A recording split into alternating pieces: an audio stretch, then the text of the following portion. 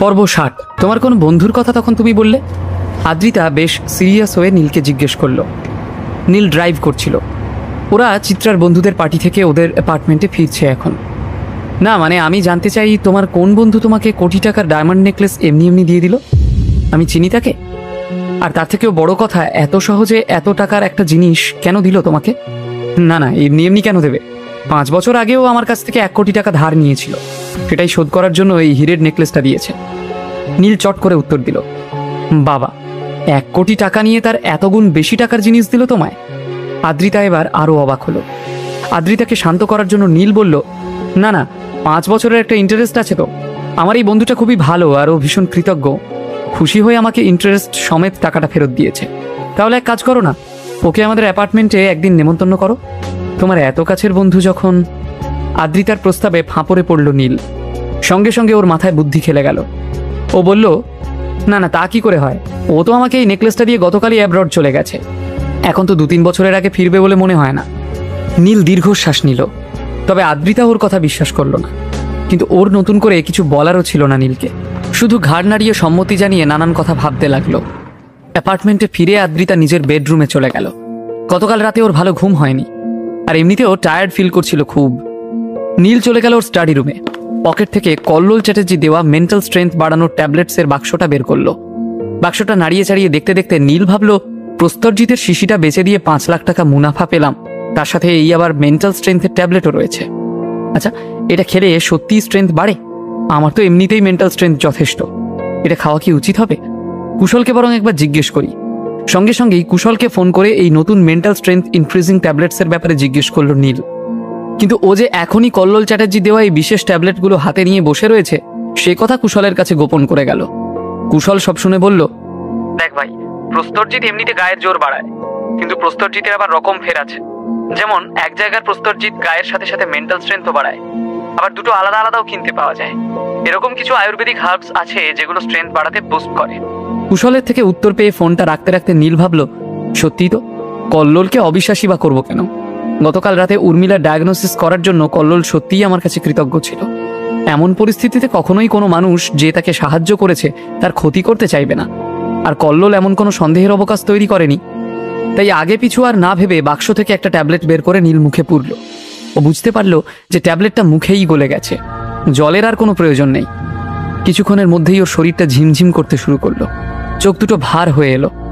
ও ধরে ধরে লিভিং রুমে পৌঁছে সোফার উপর কষ্ট করে বসলো, আর অমনি সোফায় এলিয়ে দিল নিজের শরীরটা। ধীরে ধীরে চোখ দুটো বুজে এলো নীলের। এর প্রায় আধ ঘন্টা পর নীলের ঘোর ভাঙল। সোফায় উঠে বসে নীলের মনে হলো, অন্যদিনের থেকে কেমন যেন সবকিছু বেশ ফ্রেশ লাগছে, নতুন লাগছে, ভালো লাগছে। ওষুধের প্রতিক্রিয়ায় ওর বিশ্বাস হলো। তবে যদি কোনো সাইড এফেক্টস হয়? আরও একটু সময় অপেক্ষা করলো নীল। তবে ও বুঝতে পারলো যে ওর শরীরের কোথাও কোনো অসুবিধা হচ্ছে না, বরং যত সময় যাচ্ছে ও তত ফ্রেশ হচ্ছে ভেতর থেকে। নিজেকে বড্ড হালকা লাগছিল নীলের। এরপর নীল সোফায় বসে টিভি চালিয়ে নিউজ দেখতে শুরু করলো। ওদিকে আদ্রিতা ক্লান্ত হয়ে ঘুমিয়ে পড়েছিল। আরও 1.5-2 ঘন্টা বাদে আদ্রিতার ঘুম ভাঙল।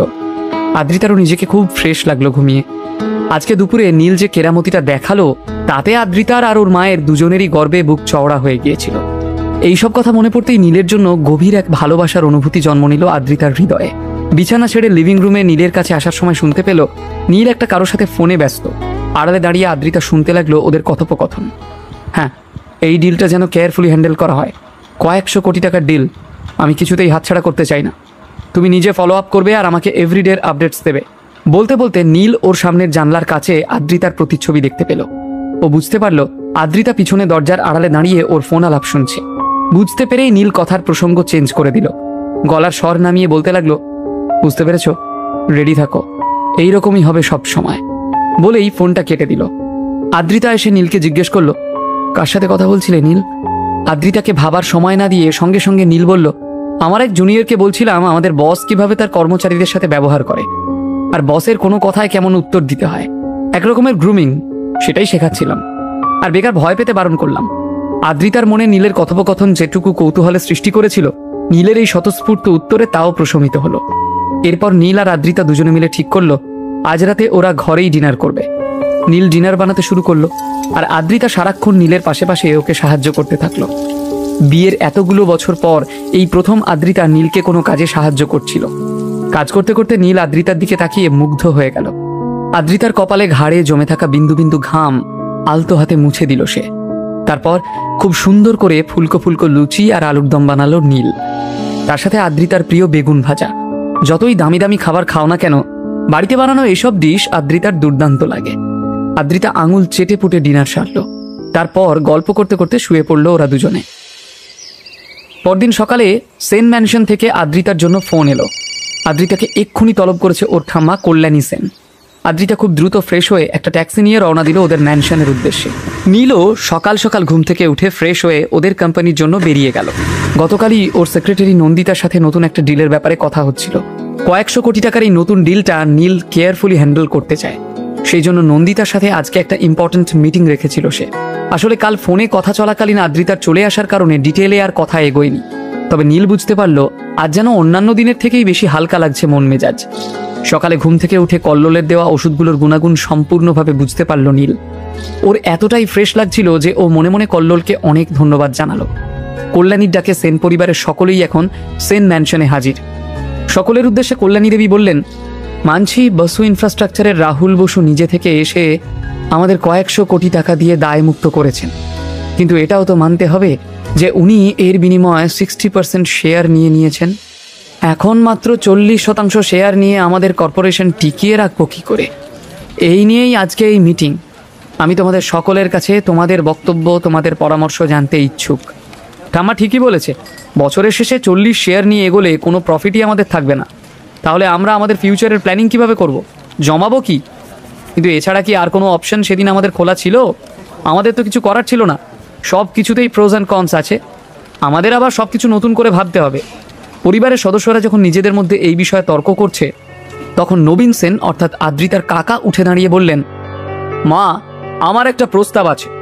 যদি তোমরা সবাই মন দিয়ে শোনো তাহলে বলতে পারি। যদি এই আইডিয়াটা ফ্রুটফুল হয় তাহলে সেন কর্পোরেশন আবার নিজের আগের পজিশন ফিরে পাবে বলে আমার বিশ্বাস। কল্যাণী দেবী সম্মতিসূচক ইশারা করলেন। দেখো মা, আমরা অস্বীকার করতে পারবো না যে অবস্থার ফেরে বসু ইনফ্রাস্ট্রাকচারকে 60% শেয়ার আমাদের দিতে হয়েছে।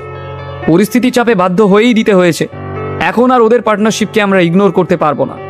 এই মুহূর্তে সেন কর্পোরেশনের সেই ক্ষমতাও নেই। সুতরাং আমার সাজেশন হলো আপাতত ওই 60% শেয়ার ভুলে যাও, আর বাকি 40% শেয়ারের মধ্যে 10% শেয়ার বিক্রি করে দেওয়া হোক। বিক্রির টাকায় আমাদের ক্যাপিটাল জোগাড় হয়ে যাবে। তারপর আবার আমরা নতুন একটা কোম্পানি শুরু করতে পারি। নতুন কোম্পানি, নতুন ব্যবসা। নবীন কাকার এই প্রস্তাব কল্যাণীর খুব ভালো লাগলো। উনি যেন প্রসন্ন হলেন। হ্যাঁ, এই প্ল্যানটা তো বেশ ভালো, কিন্তু আমাদের 10% শেয়ার কেই বা কিনবে? চিন্তিত হয়ে কল্যাণী জিজ্ঞেস করলেন, ওই 10% শেয়ারেরও তো কোটি টাকা দাম।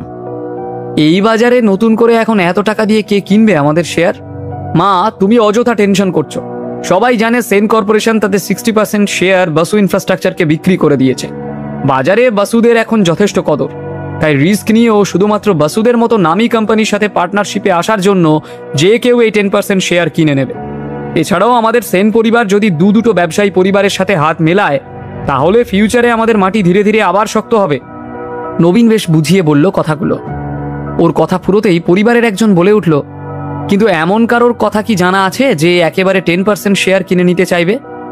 নবীন কাকা গর্বের সাথে বুক ফুলিয়ে উত্তর দিলেন, আমার একজন বন্ধু আছে, ওকে আমি প্রাথমিকভাবে খানিকটা শুনিয়ে রেখেছি। যদি আরেকবার রিকোয়েস্ট করি ও নিশ্চয়ই রাজি হবে। ওর কাছে অলরেডি অনেক কোম্পানি শেয়ার আছে, কোটি কোটি টাকার মালিক। 10 শেয়ার কিনতে ও একেবারেই রাজি হয়ে যাবে বলে আমার বিশ্বাস। বলে নবীন কল্যাণী দেবীর দিকে তাকিয়ে ওনার কনসেন্ট চাইলেন। তোমার বন্ধুটি কে? আমি কি তাকে চিনি? নবীন সেনের কথা শুনে কল্যাণী দেবী ভ্রু কুঁচকে জিজ্ঞেস করলেন। নবীন আত্মবিশ্বাসের সাথে বললেন, আশরাফ আলী। তোমরা নামটা শুনেছ নিশ্চয়, আলী এন্টারপ্রাইজ। মনে পড়ছে? ও তো আমার বন্ধু, ওর কথাই বলছিলাম মা। নবীনের মুখে এই নামটা শুনে ঘরে উপস্থিত সকলেই চমকে উঠল। আশরাফ আলীকে চেনে নবীন কাকা? ওর ব্যবসা তো এখন কলকাতার বাইরেও রমরমিয়ে চলছে। নেপাল, বাংলাদেশ, এমনকি শুনেছি রাশিয়াতেও আলী এন্টারপ্রাইজ দারুণ ব্যবসা করছে। সেই আশরাফ আলীর কথাই বলছে।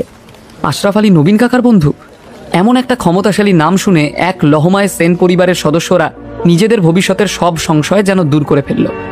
নবীন সেন প্রাউড হয়ে আরও একবার বললেন, আশরাফের কাছে আমাদের কোম্পানি 10% শেয়ার কেনা বাজারে গিয়ে মুড়ি মুড়কি কেনার সমান। ও এক কথার মানুষ। ওর সাথে আমাদের পার্টনারশিপ হলে আমাদের আর পিছন ফিরে তাকাতে হবে না। নবীনের চোখে মুখে স্পষ্ট আত্মবিশ্বাস আর দূরদৃষ্টি ধরা পড়ল। এবার যেন সবাই নবীন সেনের উপর খুবই প্রসন্ন। কিন্তু আদ্রিতার মনে খটকা লাগলো। ওর একবার মনে হলো ঠাম্মাকেও বারণ করবে, এই প্রস্তাব এত সহজে মেনে না নিতে, কিন্তু সাহস হলো না। সদ্য সদ্য প্রফুল্ল মামার কারণে এত কোটি টাকার লোকসান হয়েছে ওদের ফ্যামিলির, তাই আগ বাড়িয়ে কোনো কথা বলার স্পর্ধা আদ্রিতার হলো না। তুমি এক্ষুনি তোমার বন্ধু আশরাফকে ফোন করো। কল্যাণী দেবী দৃঢ় কণ্ঠে নবীন সেনকে হুকুম দিলেন। নবীন অত্যন্ত খুশি হয়ে নিজের ফোন বের করে কেত দেখাতে দেখাতে আশরাফ আলীর নাম্বার ডায়াল করলেন। নিজের গুরুত্ব বাড়ানোর জন্য উনি এবার ফোনটাকে লাউড স্পিকারে রাখলেন।